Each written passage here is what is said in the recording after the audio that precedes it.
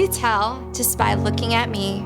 Can you tell just by looking at me? So can you tell by looking at me that I'm an Iraq War vet? Would you guess that I am a pro bodybuilder? I'm an avid college basketball fan. I love Bruce Lee films. I am half redneck. I used to be a chubby kid. Would you have guessed that I'm a swimmer? That I'm Catholic.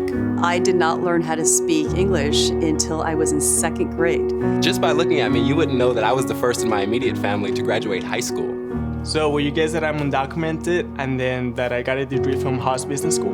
Would you assume? What many people assume is that I'm happy, but many people don't realize that I'm scared. I'm afraid of being misunderstood. We're all afraid of something. We're all insecure about something. Yeah, I wake up every day with the fear of deportation. Lots of us are just afraid of what we don't know. Don't assume, ask what you don't know. You don't know about Islam? Ask me questions. Won't offend me. And if you ask me, I'm Filipino. I'm Apache and Comanche. I'm very much proud of my spirituality. I am a she. I am a he. I'm straight. I'm a lesbian. I am a husband. I am trans. I am a 3-time cancer survivor. I'm Mexican Chinese. I'm gay. I am a proud Muslim. I am an ally. I am an ally. Not only am I an ally, I'm a champion. My truth does not have to be someone else's truth, but they are still true. So we're asking you to tell us who you are. Be seen and be recognized. Be part of a more diverse and more inclusive culture. Help us move forward together. Because together, we are Salesforce. Juntos somos Salesforce. We are Ohana. And Salesforce welcomes all. Can I hug you? Okay.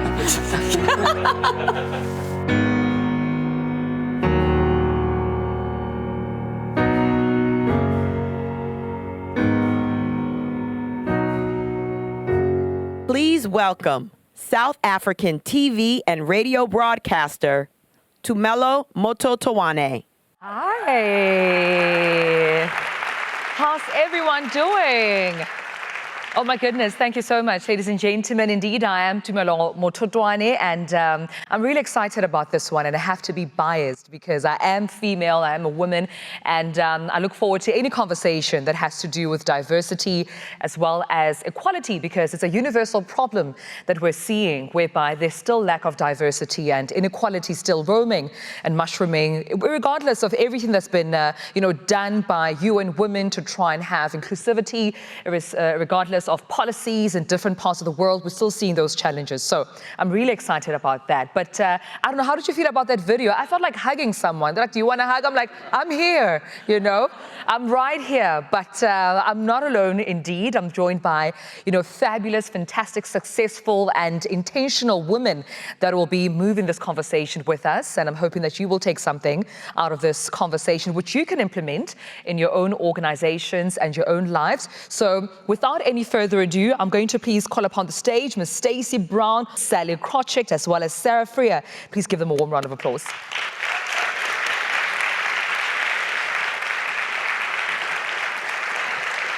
Thank you.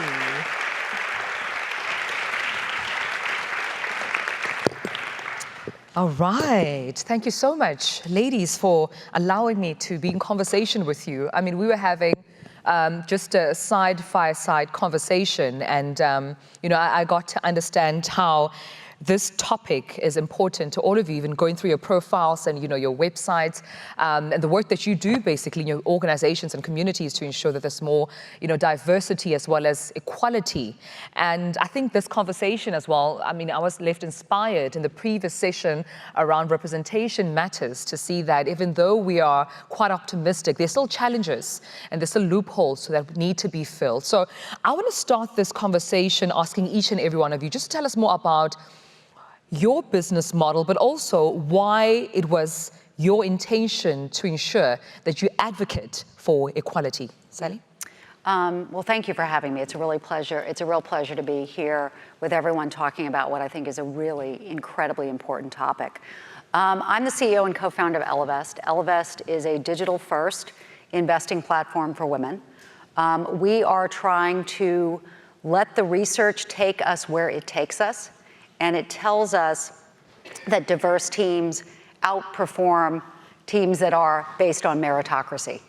That diversity drives higher returns, lower risk, greater innovation, higher client engagement, higher employee engagement, all good things. And so we're building Ellevest as a diverse company, following the research. Our engineering team today, unlike others, is majority women. We are 48% people of color. We well over-index on the LGBTQIA community within our company. And we're trying to do it by having investors like Salesforce Ventures who are aligned with our mission, because we believe we're going to be successful and want to get those returns to them. And then our mission is to help women invest. I also did not think women needed their own investing platform. I also thought it was sort of a dumb, maybe sexist idea. But when you recognize that women don't invest as much as men do, I thought I need to, given that I've had this career I can't believe I've had on Wall Street, I need to try to fix this, because if we can get women investing more, then we give them more degrees of freedom in their own lives, so that they can go out and start the companies they want to start, or they can leave the jerk boss they want to leave, or they can leave the relationship they don't want to be in, and help society. There's nothing bad that happens that I have yet thought of when women have more money. And so I would say we've got as big a mission as that today we wouldn't be in a Me Too Time's Up moment if women had as much money as men do, which means if women had as much power as men do. So for us, the power of equality and diversity and inclusion is baked into, as best we can make it, everything we do at Ellevest. Sarah, is it the same for you? But I know while you answer that question that I can expect more of a community-centered approach as well, because it's quite close to Nextdoor's heart. Yeah, so thank you. So for those of you that don't know Nextdoor, hopefully you're all on Nextdoor. Nextdoor's purpose is to empower neighbors everywhere across the globe to build stronger local communities. And today we're in 11 countries, so we're on our journey. But what's important about community is made up of diverse people. So it's both the diversity of your neighbors. We think there's tremendous power in proximity over preference. So if you think about what a lot of other networks have created is I have my friend network, I have my professional network, but I get to choose most of them. But neighbors are a little bit like your family. You just don't get to pick them, right? But that's the beauty of the diversity of the folks who live around you. And we believe that when neighbors come together, really great things happen. So Nextdoor is there to help you find out what's going on, like is the power going to be on in Marin this weekend? To help you get things done. So anything from getting a babysitter to a plumber, but also things like, I just got back from Australia, people saying, I'm lonely. I have had this devastating thing happen in my life. I'd love to get together with people like me. And then finally, with all that utility, actually creating affinity. So I have a neighborhood I can rely on. And that's where we want to bring more kindness into neighborhoods, help people have tough conversations, sometimes about things they really disagree on, but where they have something in common, which is they want their community to be stronger and healthier. And I'm sure we can get into more of that. Absolutely. And when you're talking about a Nextdoor, you remind me, growing up in South Africa, what happens is if you're going on holiday, and usually, in my childhood, when you went on holidays, visiting your grandparents, it wasn't really going to the beach or anything like that. It was visiting your grandparents with your other cousins, and then you go back to school. But I know there was a culture as well of having to turn on your lights in the evening and your neighbors just kind of like watch your house. That communal kind of sensitive sensitivity within the community that we're seeing there, and it comes with diversity as well. But Stacey, I want to talk to you about also your business model and why it was important for TaskRabbit to also implement, or rather advocate for equality. Yeah, so TaskRabbit, I hope people have used TaskRabbit. If you hadn't, it will change your life. But TaskRabbit is a task management network that helps busy people hire high-quality, trusted taskers to help them get things done around the home. And our business is about neighbors helping neighbors. So what Sarah just talked about with like finding a plumber, like we can help you find somebody to get that thing done for you around your home. And what we've done is we create meaningful economic opportunities for people. Our mission is to make everyday life easier for everyday people. And it's not just the ease that you get from having someone else clean your house, but it's the easier life that somebody has by earning an extra $300 or $400 on our platform because they found some work that they wouldn't otherwise be able to find. And so equality comes in all shapes and sizes, but we are trying to create better communities, more sustainable communities, more equal communities by matching people who have great skills with people who need to get things done. Yeah. That's the essence and the ethos and the core of what we've built. So equality and diversity and how we've built the company has had to follow all of that mission. 55% of our company are women, 60% of our leadership team are women. We've got great stats internally, but also among our tester community, we empower women in the community to find meaningful income. Many women, on average, you earn $35 an hour on TaskRabbit. But many women earn more than that because they're handy women and they can do like light electrical work, a lot of things that they might not have access to. So part of our job and part of our mission is to really create diverse communities, equal communities for all people. Right. Let us come to you as well. So I'm Mariam Nafisi, and I'm the CEO of Minted.com. I'm the founder and CEO of Minted, and we do very much care about artists and consumers. We are a design marketplace that sells wall art and stationery designs. Maybe some of you have used us for wedding invitations, holiday cards, wall art. I would say that the entire company was founded on the idea of true meritocracy. I think it comes a little bit from my personal experience. I'm a two-time entrepreneur, but also an immigrant to the US and care very much about access to opportunity and very much believe that this is a place that we can do that.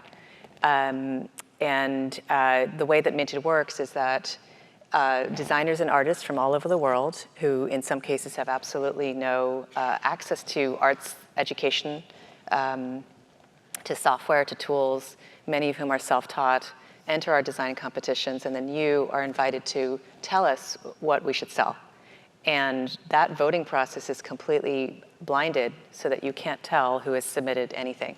You don't know their name, you don't know their race, their gender, and the true talent always rises to the top. And what's remarkable is how much people who have really no access and no training are actually winning these competitions over people who've actually had serious arts education in some cases. It's truly, truly, truly about talent. So we employ 500 people in San Francisco. We have a community of 20,000. About 85% are women. Half of those people are moms. And right now, there's probably someone sitting in a living room or a kitchen somewhere sketching something, hoping to bring their art to market, hoping to break through and bring their work to the market and really be able to follow their passion. And that's what Minted does. Yeah. Can I just say something? That was just a beautiful moment of leadership and women in action, because we just rolled with that whole, I don't know if you noticed, but Miriam was so graceful, boom, straight in. And Tamela was like, gosh, like I needed the update, and you did such a nice job of just segueing. So cheers to my panelists. Because we said coming on stage, don't worry, whatever comes at us, exactly. We can take it. So thank you. So this is a clear case of women empowerment and women is right here. And I'd like you all then to just dive in here, not wait for me to have a Q&A back and forth with you, but let's talk then about the consequences of not investing in equality within the workplace. I mean, Sheila, you spoke beautifully about, the different, numbers you have, and as far as representing mothers, representing women, but that's your company, that's your organization. The rest of the world probably has, different numbers in terms of, the men and, women gender parity and, gender pay, which is still a very contentious issue around the world. Mm-hmm. Having more women representation, having diversity, different cultures, languages, that's still an issue. But what do you think contributes to that? And also, what do you think are the consequences, therefore, of not even investing in equality? Well, let me take it from my old industry, which is Wall Street, where today Wall Street is a meritocracy. And today, 98% of mutual fund dollars are managed by men, overwhelmingly white men. 90% of traders are men, overwhelmingly white men. 86% of financial advisors are men, overwhelmingly white men. Look, I love men. I've been married to a couple of them. I think they're... And so I know they are very talented. Yeah. But 98%, 90%, and 86%, right? Particularly when the research actually tells us that women are as good or better investors than men. And so clearly, you know, the industry has chosen comfort of working with people like themselves, inertia of working with people like themselves, as opposed to diversifying, you know, the field. Now, let me tell you why you should care. We should care because, gosh, those are terrific, engaging, challenging, exciting, well-paying jobs, and why shouldn't everybody have access to them? But I'll tell you the other reason every one of us should care, and this is not getting enough attention, because I want everybody in this room who believes that the financial crisis would have been worse if the trading floor is 90% men were half women, if the trading floor is overwhelmingly Caucasian, were 40, 45% people of color. Raise your hand high if you think the financial crisis would have been worse. Nobody. And the research actually tells us that homogenous teams overtrust each other. And so Wall Street, which went into the downturn white, male, and middle-aged, actually came out whiter, male, or middle-ageder. And yet we as a society have really not remarked upon this, but instead fall back into the best and the brightest, the cream rise to the top, et cetera. So why we should care is as shareholders to get the higher returns, as decent people to give those opportunities to others, but as citizens of the country because of the safety of the economy. Yeah, and where I thought you were going to go was actually also just the quality of the product, the end product, right? Without diversity of perspective and opinion and all of that, you just don't ultimately get the best product. And so when I sit in my seat, if we don't have diversity in our engineering teams, in our product teams, in our machine learning teams, and so on, how can we possibly build a product that actually, for us, remember, we're selling out to communities, and communities are the world, right? So they are 50-50 gender. They have all the exact same, every stat you look at by country is how our customers should look, because that's who lives in a neighborhood. And so it's really an imperative to make sure that we're building the best product. That's why you need the best team. With the best product, you'll get the best product market fit. With the best product market fit, you'll have the best business model. With best business model, you have best shareholder returns, right? This is the cycle that we need to put in place. And it is so odd to me that despite the research, people still scratch their head about, like, how can I make my business perform better when one of the most obvious things in front of them is have a more diverse workforce. It's like one of those memes. Completely agree. Where, it's like it's where the memes where they say, how can I make my business better? Diversity. Diversity. I don't know. I guess we'll never know. But it's an expectation now. So yes, you get a better business and a better product. We seek to represent the communities that we're operating in. We're a people-powered business. People are showing up at your house every day. If we don't have proximate understanding of who those people are, how can we even build an operation and a service that even works? And I think there are more and more actual statistical numbers to actually prove that diversity actually creates better business and better outcomes. Absolutely. You know, for us, we know that talent comes from unexpected places, and that's why the whole business model was founded around sourcing from everyone in an open fashion.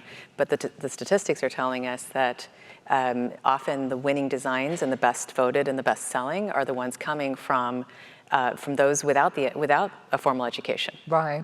And so diversity means a lot of things, including socioeconomic diversity and educational diversity, and allowing these different voices around to come out, you know, and come to the surface. Yeah, but someone perhaps may be sitting in this audience and thinking, where do I even begin? Perhaps I'm a new CEO, perhaps I'm, you know, a women CEO amongst a pool of men, perhaps I've just entered an organization, or I've been fighting for my seat at the table, or, you know, to be with the guys or the boys at the, you know, rugby, you know, socializing export. I just got here.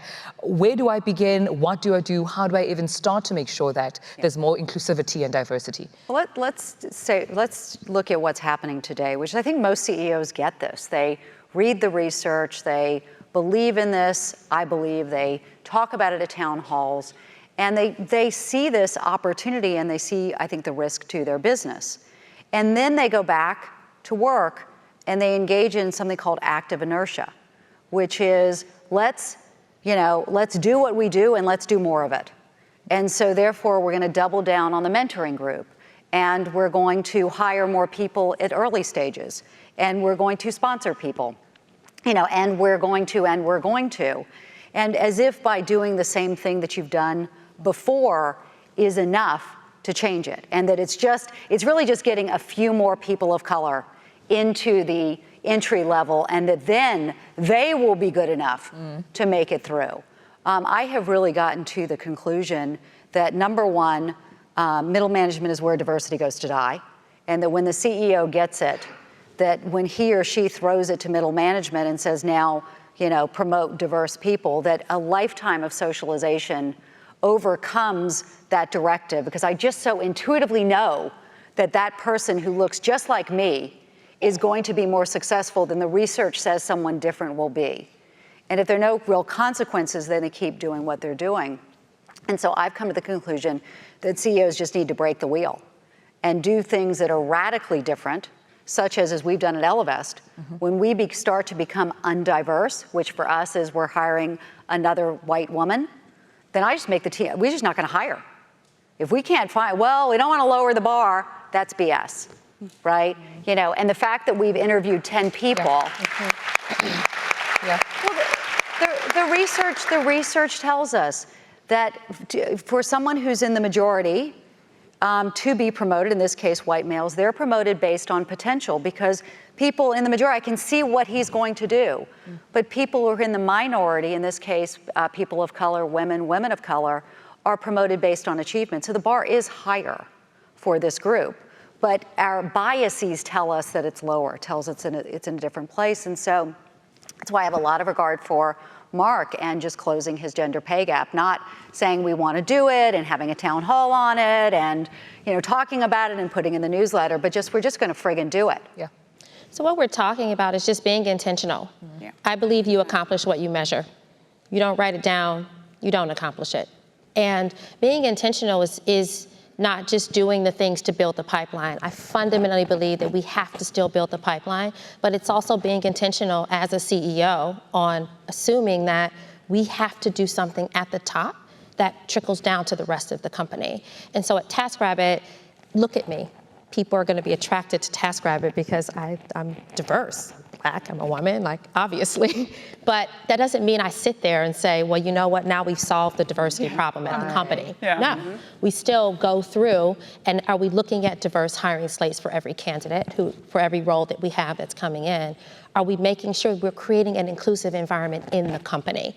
So everybody goes through unconscious bias training. Nobody interviews in our company who doesn't go through it, because we all have biases, every single one of us that we bring to the table. Everybody thinks about how do we build a diverse team inside the company. And we do it because we have to be intentional in what we do. We're not doing it because it's the right thing to do. We're doing it because that's gonna make our company a whole lot better. And so the intent has to be throughout the company, not just with the recruiting team, not just with the hiring manager, but with the CEO, the leadership team, and everybody inside the company. Yeah, it's almost the sandwich. So at the top, what are you doing with your board? Our board is 50-50 male-female. We have a lot of room to still go on people of color.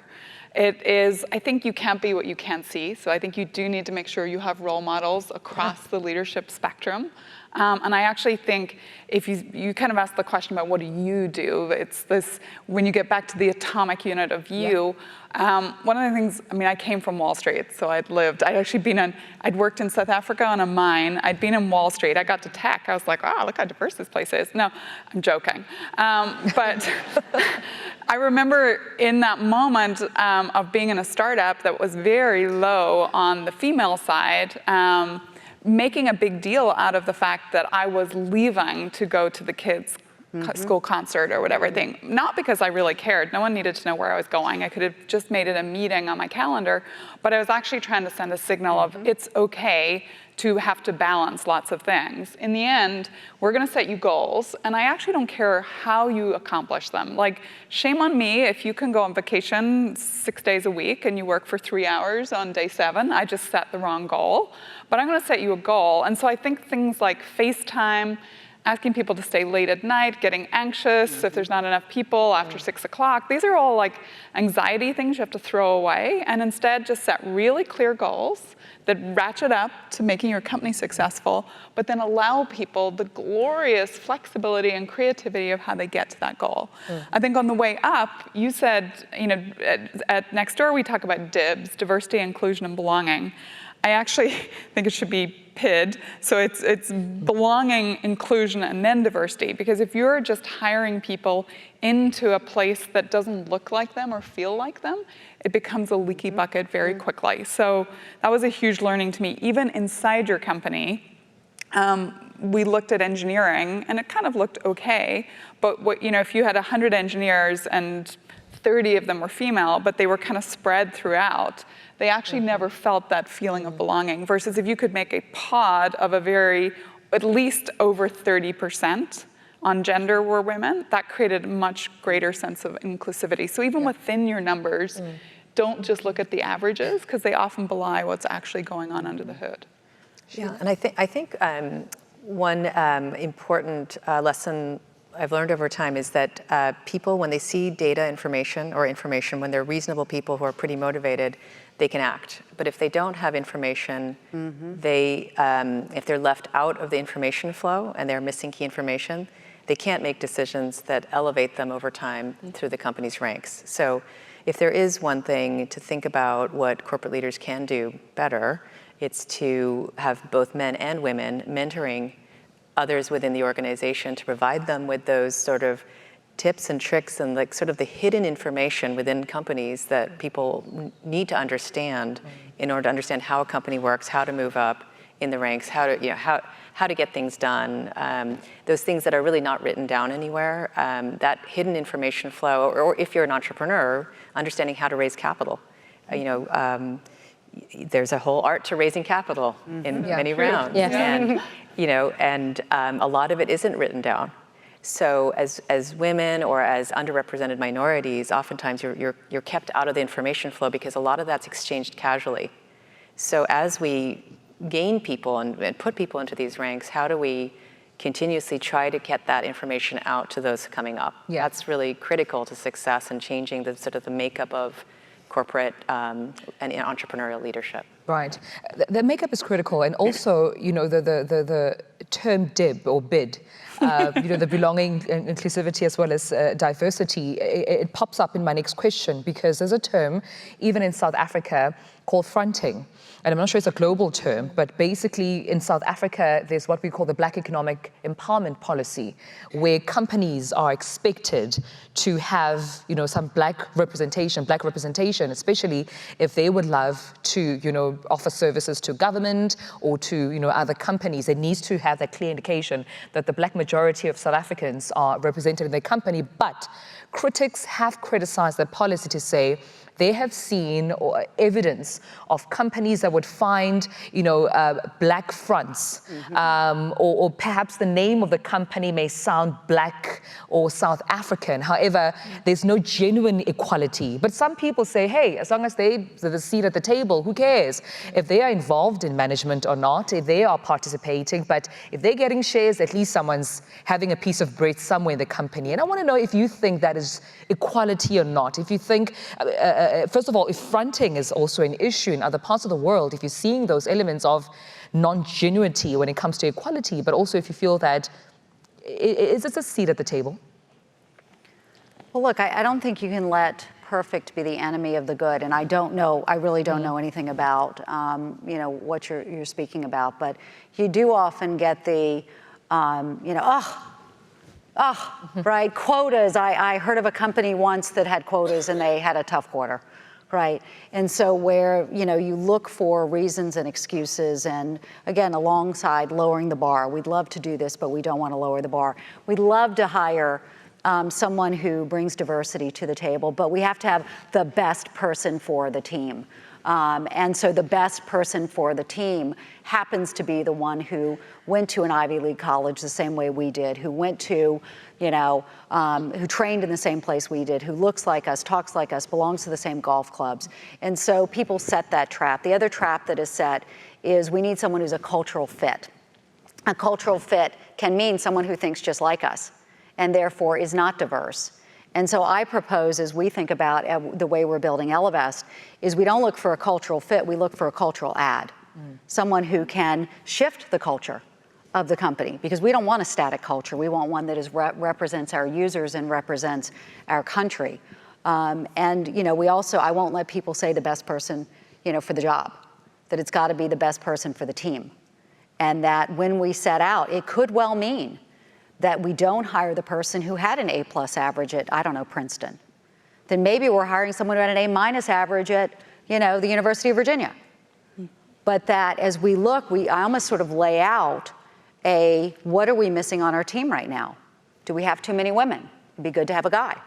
Do we have too many introverts? We need an extrovert. Do we have too many people with finance experience? We need some marketing experience. Do we have too many Caucasians? We need a person of color. And that actually makes hiring much harder because you're looking to fill gaps that you don't have. But when you blindly go for just the best person, then you're often just going for yourself.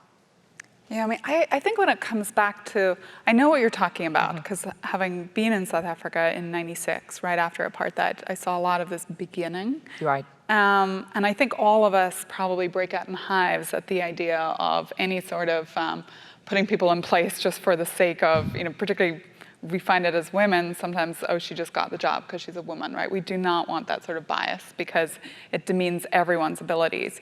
But I think where Sally's going is right. It's really saying, what are the core values of my company that we honor and we value?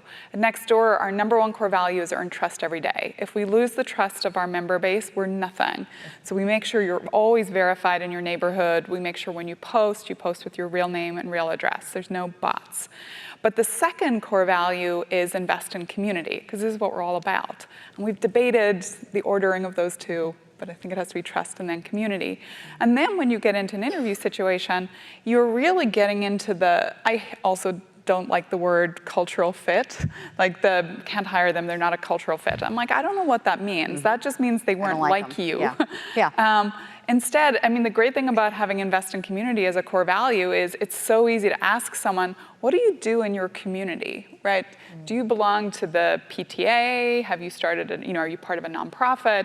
It's really hard to fake, actually. So it's a beautiful way to always link back to what are the core values of this company that we believe will make us successful, and are the people we're bringing in part of that? And I think Sally's right. I actually think there's a joyousness, actually, in the smorgasbord of your team of looking at it and saying, okay, what do we now need next? And it's the diversity, not just of all the slices and dices that we normally go through of gender and race and sexual orientation, but also just who's the jokester? I'm super serious. If you surround me by people that are super serious, we're all gonna be bored as hell because there's gonna be no fun.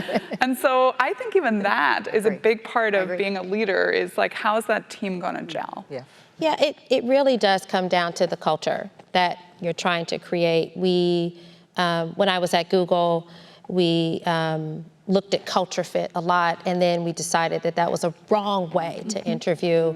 And so we changed the interview process to make sure that we were interviewing on the things that really mattered. At TaskRabbit, our number one core value is caring deeply. So nobody gets into the company who doesn't care deeply. And there are questions about what that really means. It's not about culture fit, it's about what does it mean to really care about the communities that we're in. And so when we interview for that, you really get to the core and the essence of who a person is. So then you create an environment that supports that culture. So to go back to your question about how do these things happen? How does fronting or something like that happen? It's because somewhere along the way it gets tolerated. Yeah.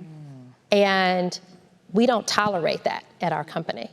And the more leaders who can step up and not tolerate that behavior, the better off we'll be. So you don't come to TaskRabbit because you should be there or you fit some criteria. You come because you're gonna be great for the company, you're gonna do something great for the world, and you love our values and you respect our values. Right. And so there's this amount of tolerance that I think happens that allows for things to say, oh, well, we really need to hire somebody now because we've been looking for this person for 9 months and oh my God, let's just fill this role. Yeah. And that's tolerance. That's a form of tolerance. And what I would say is, no, let's find the best person for the job who meets all the criteria that we want. And if it takes an extra 3 months, then that's okay. And that's that's intolerance. Yeah. And by the way, that's a great leader moment to take the stress out of your team. Because I'm always like, you're shopping hungry. You're about to come home with sushi and roast beef all on the same plate. It's not going to work. But that is a big leader moment to take the pressure off because people shop hungry a lot, particularly in recruiting. Yeah. I think to fight sort of tokenism, and I think you're talking about being used as a token, and I think as one of there are not too many female entrepreneurs, sadly, out there. So I know what you mean when you're pulled into something and put on stage or in a photograph because they need one woman in the photograph. I know exactly what you mean. It's happened to all of us, I'm sure. You fight tokenism with authenticity, and I think. For us at Minted, it's really about trying to find hidden talent. The talent really comes from unexpected places, and that's inside the organization and outside the organization having a consistent theme. We promote from within. Most of our management team is promoted from within and developed from within. We hold actually blinded sort of case interview questions inside the company so that when people apply for internal movement within a company, the transfers, we don't know who they are who are applying. And we are able to, we think, more meritocratically assess someone's chances of moving into a role without looking at where they went to school, what their degrees are, et cetera. So I think it's the same principle outside in the artist community, which is it could be anyone who's the next genius who you're going to uncover. And same inside the company as well. I really resonated with what Obama was saying today about calling on the junior staffers at the back of the room. You just don't know, you don't know. It doesn't really, this talent doesn't it's not connected to age or experience or really anything else. It's all about the content fundamentally. And I think for that, trying to stay authentic for us is really core to fighting, I would call it tokenism. Yeah, and what I'm getting from all your answers is that, equality is not just at face value or just externally. There's so much that goes into it. You spoke passionate, Stacey, about I need to know that you care deeply. There needs to be a sense, of community. There needs to be a sense of are you a team player? You're not just a token. It's not just at face value. Oh, you look like you fit. You wear a skirt, so come through. Let's just have a seat and let's keep working. There's so much more to it. But because we have a few minutes left, I just want to wrap up this conversation with just concluding words from you. And perhaps, we've been focusing so much on the CEOs advocating for equality and just putting the pressure on the CEO to say, you better do something, rightfully so, but CEOs work with stakeholders. You have your shareholders, you work with perhaps, whether it's government, different organizations, you work with communities, work with customers, you work with employees. What would your parting points be to everyone in this room that has that community of stakeholders in terms of how they can be better supported as CEOs in advocating for equality? Well, it's interesting. I thought you were going to go in a different direction with it, which is... You can offer. Okay, I'm going to answer a question that I'm going to pretend like you asked. Go to Los Angeles. Okay. It's if not the CEO, then who? And as I've thought about Wall Street and what is going to drive diversity, greater diversity on Wall Street, because of course it's the right thing to do. And so where's it going to come from? And then people will say, well, the boards, it'll come from the boards. And we haven't seen it yet, where boards, it's very difficult for a board to turn a CEO in a direction he or she doesn't want to go, particularly when it comes to managing people, that core CEO role. And then I've wondered, will it be the investors, the shareholders that will decide this matters? We've seen a bit of it so far, but we haven't seen any kind of revolt around it. And I think the fact that for publicly traded companies, shareholders own the stock for months, not years. And so they view themselves more as renters than as owners of it. And so as I look around and I look at what's been successful, it really is often the CEO just deciding they're going to do it. Where it may come from going forward are people within the company deciding they are going to force the issue more. I always say to the millennials, just give us hell. Just please give us hell and come together and engage, with the leadership team on what can make the company a more appealing and attractive place to work. What will make you and your friends want to be there? And it's not working for a bunch of people who don't look like you. And it's not being there from 9 to 5, and having sort of the bed check. It's not having no flexibility. It's not having, parental leave that is only for the primary caregiver, that isn't much for a non-primary caregiver. And so, I'm hopeful that if the CEOs will decide to do it, and the millennials and the Gen Zers will force the issue because they have options. And the options that our generation didn't have as much was starting their own businesses. As the cost of starting businesses comes down and the options are there for those who want to retain talent, I'm hopeful that young people will force us into it. Yeah. Which question do you want to answer? I am actually going to answer the question, I think. Good for you. Okay, I think. good. We'll see. And in that, I don't think it's also just about your company, right? Nextdoor is a 350-person company. We are small, but very mighty. But we support communities out there that are in the tens of millions. And so if we can start at, I think the neighborhood is the organic unit of change. So we see governments kind of frozen inert. We see businesses trying to come to the forefront, which I really applaud, more of that. But I actually think at a community level, if we can go out and influence people to be, in some ways, their better selves, hopefully they also then take that into the workplace. So as an example, we've spent time on something recently called Kindness Reminder. And it really came from research about bias and about tech is all about fast. Make me go fast, make me like something, respond to something, have a reaction. And when we do that, we action from our reptilian brain. And all the research shows if you can slow people down to their cognitive brain, they have learned in life that there's actually good out of pulling back their natural bias and actually being a much more inclusive person. And so we inserted something even into how people post that slows them down. It's kind of the antithesis of like what people will tell you to make your business model spin faster, but we think it's worth it because it actually impacts all of the communities out there. And at a time where we're going into probably a pretty incivil period of the US with an election next year, we're seeing it right now in the UK. I just came out of Australia. There's just a lot of tension in the world. Yeah. Can we go back to how do we bring people out of kind of their corners where they've gotten polarized to and do that through our product and our companies? Because that to me is a source of huge force multiplying change rather than just trying to, say, influence the 350 amazing people at Nextdoor that I feel already have kind of a core value. I want to hit the billions out there that live in every neighborhood of the world. Small challenge. Small challenge. So I have three thoughts. The first is to be courageous. CEOs, any leader, there's never been a more important time in my lifetime in our society that we have to speak up and lead from the front and be willing to not tolerate the things that have allowed us to even have a conversation around why don't we have the equality that we're seeking. Number two is to get proximate. The referrals happen with the people that you know, so get to know some people who aren't like you. Yeah. And then maybe you'll refer somebody who isn't like you, and maybe your company is then therefore more diverse. And the third is to encourage all voices. We will only achieve the level of innovation that's possible in technology and in our world if we actually seek to hear all the voices that need to be heard. So I would say encourage all voices. Right.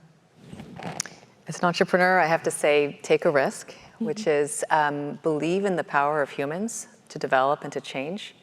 I've seen it. Artists develop massively in the Minted community through repeated interaction with other community members. And people have been transformed from being starting artists to being very experienced. And so I've seen massive change for the past 13 years within the company and outside the company in human development, things I would not have felt were possible. And then second, actually believe in the power of community, which is that people are able to help each other grow through feedback and through change and through evolution. And so if you're leading a company and you're a CEO, leverage the community internally and externally to help grow your workforce and take a chance on the undeveloped and see where it can lead you. Because I think it's pretty startling how clever humans really are and how much we can actually develop, how much potential we have. So those are the two things I would advocate in terms of achieving equality. Thank you so much. I have to say that in the years that I have broadcasted and hosted such conversations, I have never had a conversation with all women and their names are starting with a letter S. I just had to put it out there, but you guys are just fantastic. Thank you so much for joining me and sharing, and thank you so much, ladies and gentlemen, for joining me.